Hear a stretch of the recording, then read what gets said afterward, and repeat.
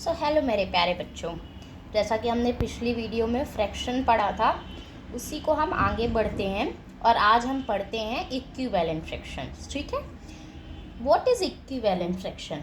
इसको हम एग्जांपल्स के थ्रू समझते हैं। ठीक है, यहाँ पे हम देख रहे हैं कि 1 part out of 2 equal part is shaded. ठीक है, ये एक होल पार्ट है जिसका हमने फ्रैक्शन निकाला है, जिसका हाफ पार्ट क्या है, सेडेड है। ठीक है, ध्यान से समझो, आगे चल के समझ में आएगा।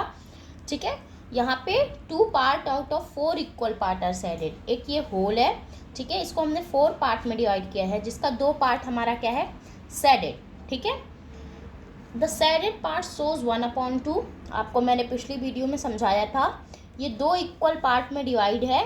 ठीक है, 2 और 1 पार्ट सेडेड है, इसलिए 1। ठीक है, the shaded part shows 1/2 and here the shaded part shows 2/4। ये 4 इक्वल पार्ट में डिवाइड है और कितने सेडेड पार्ट हैं, 2। ठीक है, we see that the shaded portion of both the figure is same. ठीक है, क्या बोल रहा है, वी सी दैट, हम देख रहे हैं, the shaded portion of both the figure, जो सेडेड पोर्शन है दोनों फिगर का वो सेम है। मतलब अगर इसका इतना पार्ट सेडेड है तो इसका भी इतना ही पार्ट सेडेड है, भले ही इसका डिवीज़न 1 टाइम हुआ है, ठीक है, और इसका डिवीज़न 2 टाइम्स हुआ है, लेकिन जितना पोर्शन, इतना पोर्शन और इसका पोर्शन, दोनों का पोर्शन इक्वल है। ठीक है, इतने में ही इसको 2 टाइम्स डिवाइड कर दिया गया है। ठीक है, इसका कहने का मतलब ये है। ठीक है, चलो आगे समझो तो और अच्छे से समझ में आएगा। ठीक है, so the fraction 1/2 and 2/4 indicate the same part of the figure. ठीक है, क्या कह रहा है कि जो फ्रैक्शन है 1/2 और 2/4 वो फिगर का सेम पार्ट है। ठीक है, मतलब अगर इसका इतना पार्ट पोर्शन सेडेड है तो उस सेम टू सेम इतना ही पोर्शन इसका भी सेडेड है। भले ही इसको 2 पार्ट्स में डिवाइड करके इसको सेडेड किया है, लेकिन दोनों का सेम पोर्शन ही सेडेड है। ठीक है, so we say that 1/2 and 2/4 are equivalent fraction. तो इससे हम ये कह सकते हैं कि जो 1/2 है और 2/4 है, ये दोनों कैसे फ्रैक्शन है, इक्विवेलेंट फ्रैक्शन है। ठीक है, क्योंकि इसका जितना पार्ट सेडेड है उतना ही सेम टू सेम उसका भी इतना ही पार्ट सेडेड है। वो अलग बात है कि इसके इतने पोर्शन को हमने 2 पार्ट में डिवाइड किया है, लेकिन जितना इसका सेडेड है उतना ही इसका सेडेड है। तो इस तरीके से हम ये कह सकते हैं कि ये दोनों क्या है, हमारे इक्विवेलेंट फ्रैक्शन है। कैसे फ्रैक्शन है, इक्विवेलेंट फ्रैक्शन है। ठीक है, we observe the fraction 1/2 and 2/4 represent the same fractional number। ठीक है, हम क्या ऑब्जर्व करते हैं कि ये सेम फ्रैक्शनल नंबर दिखाते हैं, जैसे 1/2। ठीक है, ये 1/2 है और ये 2/4 को भी हम काटे करेंगे तो ये हमारा 1/2 आ जाएगा। तो ये क्या दिखाता है, सेम फ्रैक्शनल। ठीक है, सेम फ्रैक्शनल नंबर दिखा रहा है। ठीक है, ये क्या हो गया, हमारा इक्विवेलेंट फ्रैक्शन। ठीक है, चलो आगे समझो तो और अच्छे से समझ में आएगा। अब हम निकालेंगे इक्विवेलेंट फ्रैक्शन बाय मल्टीप्लिकेशन। ठीक है, अब देखो, ये स्ट्रिप जो है वो इतनी ही बड़ी है। ठीक है, इतनी ही बड़ी है। ठीक है, इसी स्ट्रिप्स को ये इसने कितने पार्ट में डिवाइड कर दिया है, 2 पार्ट्स में, इसने 4 पार्ट्स में, इसमें 6 पार्ट्स में हमने डिवाइड किया है, इसमें 8 पार्ट में हमने डिवाइड किया है और इसमें हमने 10 पार्ट्स में डिवाइड किए हैं। ठीक है, और इसका फर्स्ट 1 पोर्शन बस सेडेड है, इसका 2 पोर्शन सेडेड है, 3 पोर्शन सेडेड है, 4 पोर्शन सेडेड है, 5 पोर्शन सेडेड है। लेकिन जो इसका जो पोर्शन है, सॉरी पार्ट सेडेड है, इसका जो पोर्शन है सबका वो इक्वल है। ठीक है, ये पोर्शन जो है इसका, ये सबका इक्वल है। सेडेड पोर्शन सबका इक्वल है और अनसेडेड पोर्शन इक्वल है। ठीक है, भले ही इसके पोर्शंस में इसको पार्ट्स में डिवाइड कर दिया है, लेकिन जो इसका सेडेड पोर्शन है वो क्या है, एकदम इक्वल है। ठीक है, the shaded portion in each is half of the whole. ठीक है, ये जितने भी सेडेड पोर्शन है ये पूरे होल का क्या है, हाफ है। मतलब पूरा होल ये हो गया और इसका हाफ ये हो गया, और सारे में देखो जो हाफ पोर्शंस है वो थोड़ा आगे पीछे हो गया है।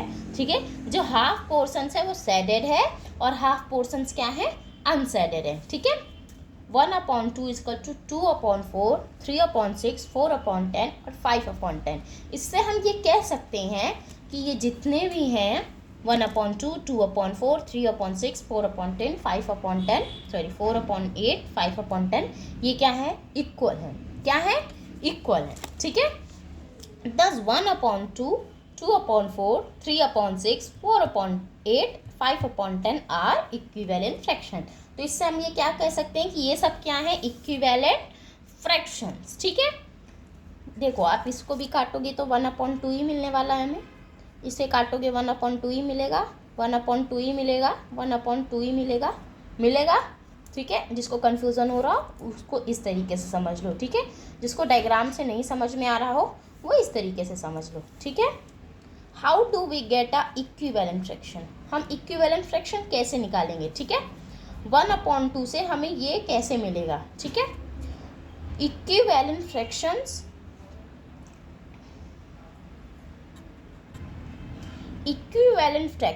of a fraction are formed by the multiplication of numerator and denominator by the same number।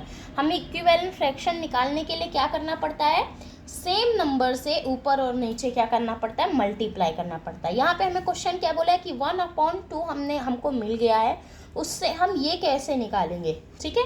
तो हमें इक्विवेलेंट फ्रैक्शन निकालने के लिए न्यूमरेटर और डिनोमिनेटर, ऊपर वाला न्यूमरेटर होता है, नीचे वाला डिनोमिनेटर होता है। ये पिछली वीडियो में मैंने आपको अच्छे तरीके से समझाया था। ठीक है।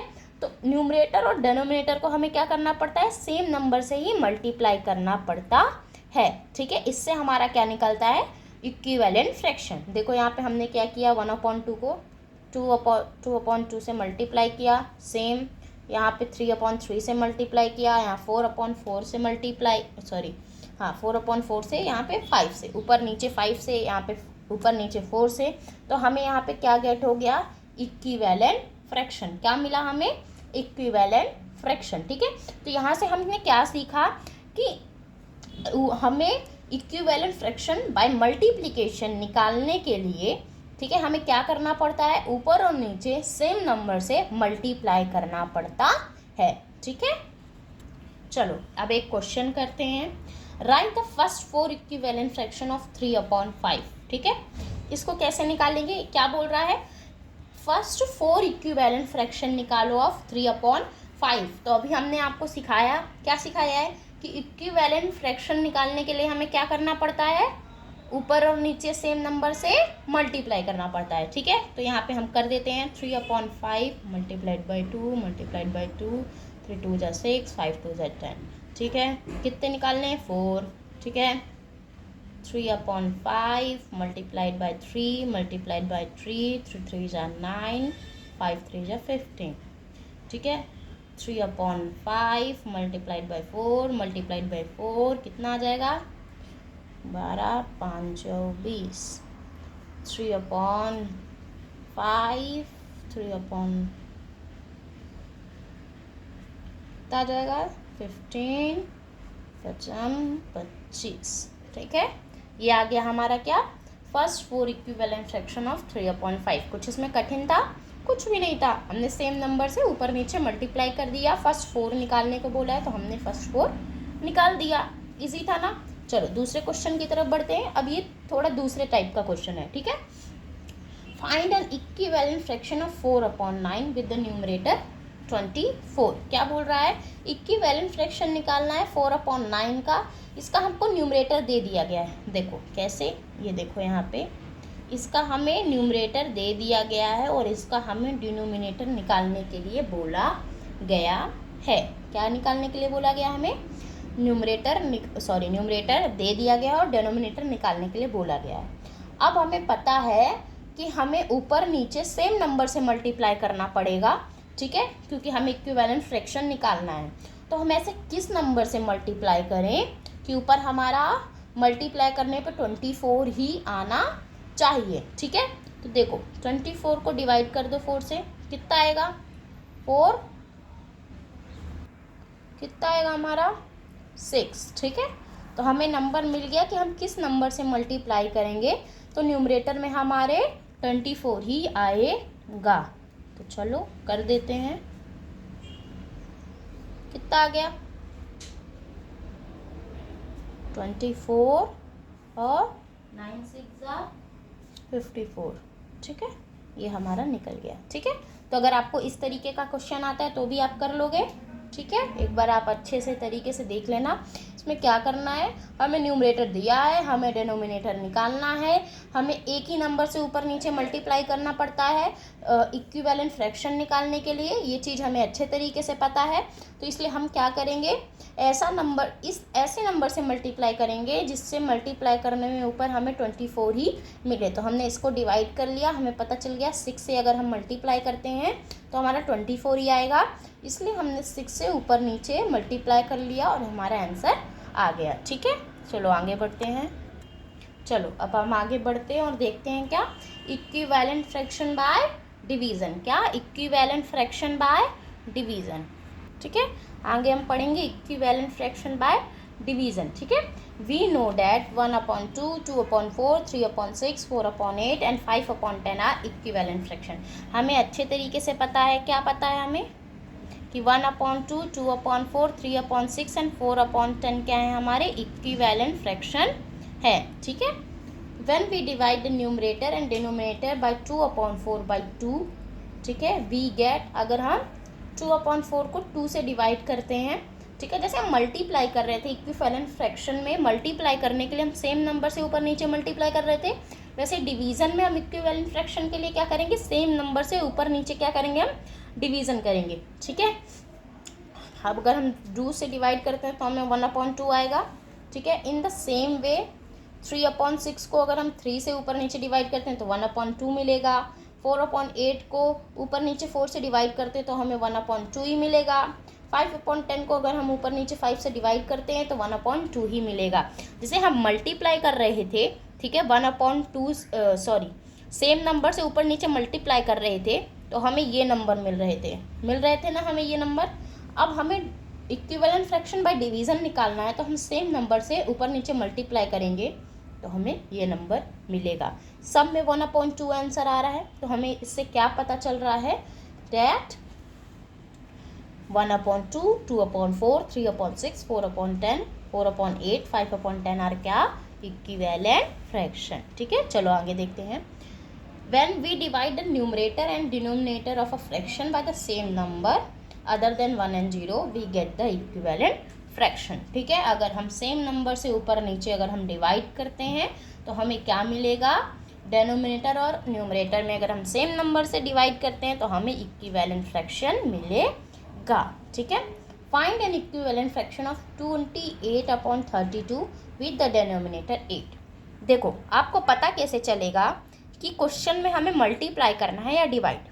अगर ये नंबर इस नंबर से छोटा है, ठीक है, ये नंबर इस नंबर से छोटा है तो हमें डिवाइड करना है, और अगर ये नंबर बड़ा है तो नॉर्मल सी बात है कि हमें मल्टीप्लाई करना है, जैसे कि हम पिछले वाले क्वेश्चंस में हमने किया था। ठीक है, चलो देखते हैं क्या करने को बोला है। Find N equivalent fraction of 28/32 with the denominator 8।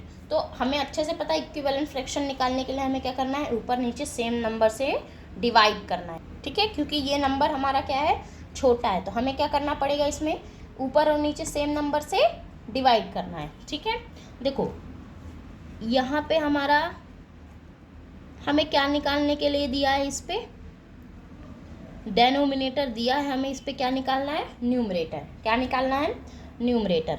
तो यहाँ पे हम डिवाइड करके निकाल लेते हैं, कितना आएगा, 4 आएगा, आंसर आएगा ना डिवाइड करने पे। तो अब हम यहाँ क्या करेंगे, ऊपर नीचे 4 से डिवाइड कर देंगे। ठीक है, चलो बताओ आंसर कितना आएगा। ठीक है, ये आ गया हमारा आंसर। तो हमने देख लिया कि इक्विवेलेंट फ्रैक्शन थ्रू मल्टीप्लिकेशन कैसे निकालना है और बाय डिवीज़न कैसे निकालना है। ठीक है, अगर ये नंबर बड़ा होता है तो हम मल्टीप्लाई करते हैं, और ये नंबर अगर छोटा होता है तो हम डिवाइड करते हैं। ठीक है, चलो आज के लिए इतना ही। होप आपको समझ में आया होगा। ठीक है, एक बार और आप वीडियो को रिपीट करके देखना, जहाँ आपको समझ में ना आए आप रिपीट करके उसको देखना। ठीक है, आपको समझ में आ जाएगा। फिर मिलते हैं नेक्स्ट वीडियो के साथ। बाय।